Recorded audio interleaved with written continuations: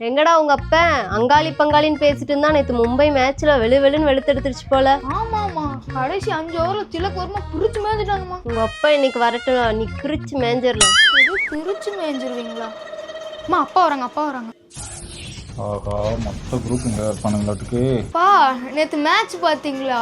மும்பை ஜெயிச்சிட்டாங்க. அதுவும் எவ்வளோ ரன் வித்தியாசம் தெரியுமா? ஆமாண்டா, மேட்ச் பார்த்தேன். 5 மேட்ச் தொடர்ந்து தோத்துருக்கானுங்க. ஒரு மேட்ச் தானே ஜெயிச்சுட்டு போட்டேன். ஜெயிச்சுட்டு போறாங்களா? 99 ரன் வித்தியாசத்துல ஜெயிச்சிருக்காங்க. உங்க டீம் தான் இருக்கே. ஆகா, எந்த பக்கம் போனாலும் அணகட்டுறாங்களே. சென்னை டீமுக்கு வாக்கப்பட்டுட்டு நான் படுற அவஸ்தை இருக்கு. அப்படி இருந்தாலும் எங்க எதிரி ஆர்சிபி தோத்துட்டானுங்களே, அதை நினைச்சு கொஞ்ச நாள் சந்தோஷமா இருப்பாங்க. மும்பை 10வது இடத்துல இருந்தாங்க, இப்போ 7வது இடத்துக்கு வந்திருக்காங்க பாயிண்ட்ஸ் டேபிள்ல. நீங்க என்ன இன்னும் அதையவே சொல்லிட்டு சுத்திட்டு இருக்கீங்க? ஐயோ, விட மாட்டாங்களாட்டுக்கு. எங்களுக்கும் 23ஆம் தேதி மேட்ச் வருதுல்ல, அப்பவும் ஜெயிப்போம்ல, பாயிண்ட்ஸ் டேபிள்லயும் முன்னால வருவோம்ல.